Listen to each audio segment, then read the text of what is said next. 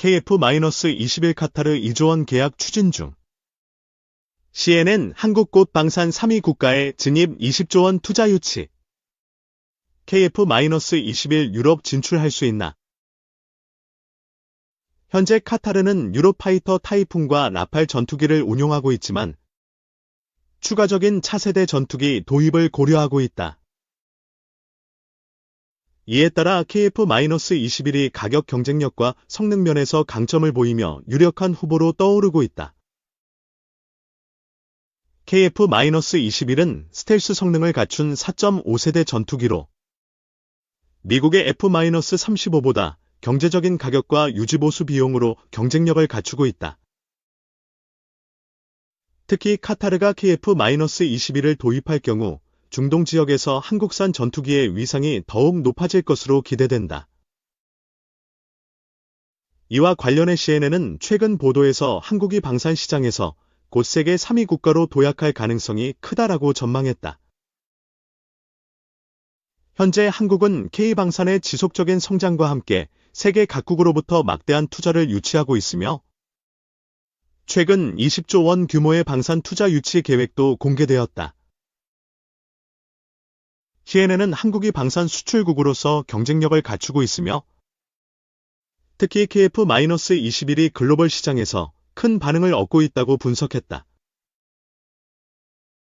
KF-21의 유럽 진출 가능성도 점점 높아지고 있다.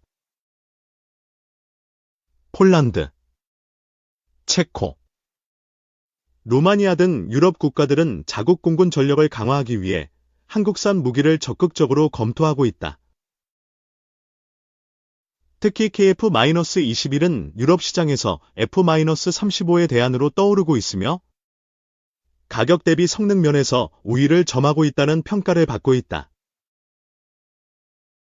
유럽 주요 국가들은 네토 기준을 충족하는 전투기를 원하고 있으며 KF-21이 이에 부합하는지에 대한 연구가 진행 중이다. 만약 KF-21이 유럽 시장에 진출한다면 한국은 전투기 수출 국가로서 확고한 입지를 다지게 될 것으로 보인다. 전문가들은 KF-21의 성공적인 수출이 이루어질 경우 한국이 방산 산업에서 글로벌 강국으로 자리매김할 것으로 전망하고 있다.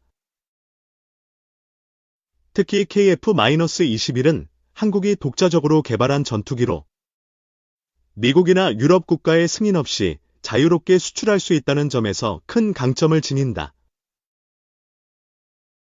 또한 한국 정부와 KI는 KF-21의 성능 개량을 지속적으로 추진하고 있으며 향후 블록 -3 버전에서는 완전한 스텔스 기능까지 갖출 가능성이 있다.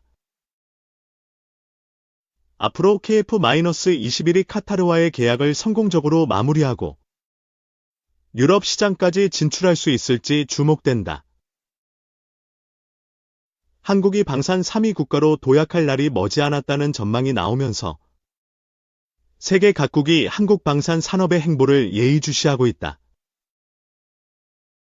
K방산이 중남미 시장에 본격 진출하기 위해 페루를 교두보로 삼고 현지 업체와 관련 정부기관을 포함한 전방위 협력체제를 구축했다. 한국이 생산하는 육해 공군용 무기를 총망라의 수출을 확정 또는 가시화하는 성과를 거두었다. 양측이 10년간 쌓은 신뢰가 이번에 결실을 맺었다. 현대로템은 올해 5월 페루의 차륜형 장갑차 공급 사업을 수주해 중남미 시장에 최초로 진출했다.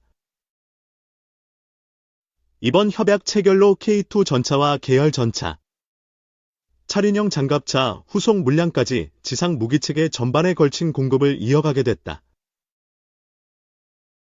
특히 지상 무기의 꽃으로 불리는 전차 수출을 확정함에 따라 K방산의 존재감이 중남미에서도 확고해질 전망이다. 페루 정부 측은 앞서 K808 차륜형 장갑차의 기동을 참관하기 위해 방한했을 때 K2 전차도 둘러본 것으로 전해졌다. 페루는 대테러 작전용으로 차륜형 장갑차를 수입했지만 K2 전차는 정규 군용 고가 장비여서 쉽게 수입 결정을 내리지는 못하고 있었다. 그러나 정부와 군 당국을 비롯해 현대로템이 지속적으로 페루 정부를 상대로 K2 전차 마케팅을 벌였고, 결국 대당 가격이 장갑차보다 약 3배 비싼 K2 전차를 수입하기로 확정했다. 한 방위산업계 전문가는 장갑차에 비해 전차는 상당한 고가의 무기체계라며 그만큼 가치를 입증했기 때문에 해당국 정부도 결단을 내릴 수 있었던 것이라고 설명했다. 페루는 이미 10년부터 한국산 무기를 수입해 운용하고 있다. 페루는 한국항공우주산업이 제작한 KT-1P 훈련기 도입 계약을 2012년 체결한 뒤 2015년부터 페루 공군의 훈련기로 사용했다. 당시 도입 물량 20대 가운데 16대는 페루 국영 항공 전문기업인 세만이 면허 생산한 기체였다. 페루와 KIA의 오랜 협력으로 다져진 신뢰가 이번 카프-21 부품 공동생산 업무협약 체결에까지 이르게 된 배경이었다. 이를 바탕으로 초음 속전투기인 카프-21 수출 물꼬도 트인 셈이다. KIA는 페루군이 한국산 항공 무기체계의 장점과 특징을 훤히 뚫고 있다는 점을 적극 활용해 페루의 예산 범위에 맞는 패키지를 제시하고 추가 수주에 공을 들이고 있다. 18일 체결한 KF-21 부품 공동생산 MOU는 KF-21과 다목적 전투기인 파-50 수출을 위한 사전정지 작업으로 풀이된다. 육군과 공군 무기에 이어 페루 해군도 K잠수함과 협력을 공식화했다. 시드현대중공업과 페루 국영 시마조선소는 잠수함 공동 개발을 통한 페루 산업 발전 마을을 통해 페루 해군에 특화된 잠수함 개발에 협력하기로 했다. 북한 미 핵추진 잠수함 부산 입항 비난 담화 아이크의 한국 무인기 평양 침투 조사 요청. 도널드 트럼프 행정부 출범 이후 대미 담화 빈도를 크게 늘린 북한이 이번엔 미국의 원자력 추진 잠수함의 부산 입항을 비난하는 담화를 냈습니다. 북한은 또 자신들이 주장했던 한국 무인기 평양 상공 침투 사건에 대해 국제기구에 진상조사를 요청했습니다. 서울의 김한용 기자를 연결해 자세한 내용 알아보겠습니다. 북한이 미국의 원자력 추진 잠수함에 한국 내 입항과 관련해 담화를 냈다고요? 그렇습니다. 북한 대외관영 조선중앙통신과 노동당 기관지 노동신문에 따르면 국방성 대변인은 11일 미국의 원자력 추진 잠수함인 알렉산드리아함의 부산 입항과 관련해 담화를 내고 변할래야 변할 수 없는 미국의 대조선 대결 광기의 집중적 표현이라고 비난했습니다. 담화는 알렉산드리아함의 부산 입항은 안보 우려에 대한 노골적 무시라며 국가의 안전 이익과 지역의 평화를 수호하기 위한 임의의 수단을 사용할 준비 상태에 있다고 경고했습니다. 또 힘을 통한 지배를 맹신하고 있는 패권적 실체인 미국에 대해 철저히 상응한 힘으로써 견제해야만 한다는 것이 우리가 견지해 나가고 있는 대응 원칙이라고 강조했습니다. 알렉산드리아함은 앞서 지난 10일 군수 물품을 보급받고 승조원의 휴식을 위해 부산 작전기지에 입항했습니다. 지난 1991년 취역한 알렉산드리아함이 한국에 입항한 건 이번이 처음으로 알렉산드리아함은 길이 110m, 폭 10m, 배수량 6천여 튜로 로스앤젤레스급 잠수함입니다. 최근 들어 북한의 대미 비난이 부쩍 늘어났는데요. 이번 담화는 어떤 메시지가 담겨 있는 걸까요? 한국 정부 산하 국책연구기관인 통일연구원 조한범 박사는 알렉산드리아함의 입항은 통상적인 활동이라며 북한이 원래 미 전략자산의 한반도 전개에 민감했지만 도널드 트럼프 행정부 출범 이후 한층 더 예민하게 다만 매우 절제된 표현으로 반응하고 있다고 분석했습니다. 북한은 실제로 트럼프 행정부 출범 이후 대미 비난 빈도를 크게 늘렸습니다. 지난 3일 외무성 대변인 담화를 통해 마르코 루비오 국무장관이 북한을 불량국가라고 언급한 인터뷰를 비난하고 8일엔 조선통신사 논평을 통해 북대서양조약기구와 유럽연합의 비핵화 촉구를 반박했습니다. 9일에도 역시 조선통신사 논평으로 미 공군 B-1B 전략폭격기가 참가한 미한일 연합공중훈련과 미한 공군 연합상매훈련의 경고 메시지를 발신했고,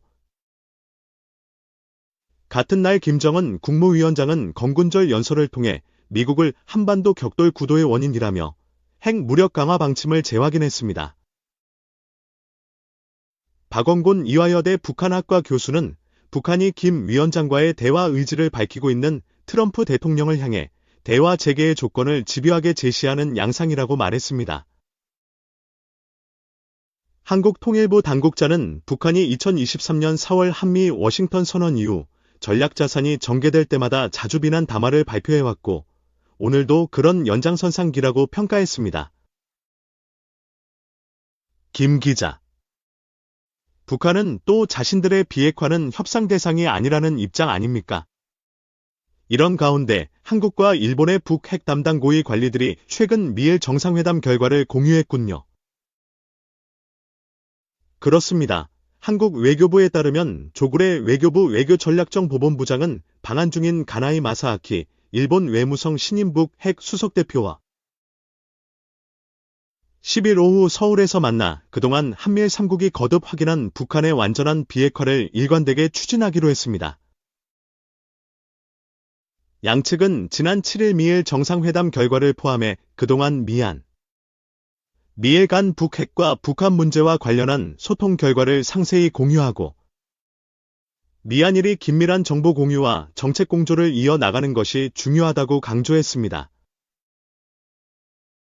또 전략적 환경이 변화함에 따라 한일 공조가 더욱 중요해졌다는 점을 재확인하고, 한일 간 공조 하에 북한의 어떠한 도발에도 단호히 대응해 나가기로 했습니다. 이런 가운데 시진핑 중국 국가주석이 오는 5월 러시아 전승절에 참석한다는 얘기가 나온다고요. 그렇습니다. 이고리 모르글로프 중국 주재 러시아 대사는 10일 러시아 국영방송 채널인 러시아 24와의 인터뷰에서 시진핑 중국 국가주석이 오는 5월 9일 모스크바에서 열리는 제2차 세계대전 승전 80주년 기념행사에 참석할 예정이라고 밝혔습니다. 시 주석의 전승절 참석이 현실화하면 트럼프 행정부 출범 이후 중러 밀착을 과시하는 상징적인 이벤트가 될 것으로 보입니다. 시 주석은 블라드미르 푸틴 러시아 대통령을 오는 9월 초 중국에서 열리는 항일전쟁 승전 80주년 기념행사에 초대한 것으로 알려졌습니다. 김 기자. 이번 러시아 전승절엔 김정은 북한 국무위원장 참석 가능성도 제기되지 않았습니까? 만일 그렇게 되면 북중러 3국 정상이 함께 만날 수도 있겠네요. 그럴 가능성도 배제할 수 없습니다. 한국 국방부 산하 국방연구원 두준호 박사는 미국과 서방에 대항할 국제적 기반을 확대하려는 시 주석 입장에선 글로벌 사우스를 중심으로 수십 개 국가의 정상 등 고위급 인사들이 참석할 것으로 예상되는 러시아 전승절이 놓치기 아까운 외교 무대가 될 것이라고 진단했습니다.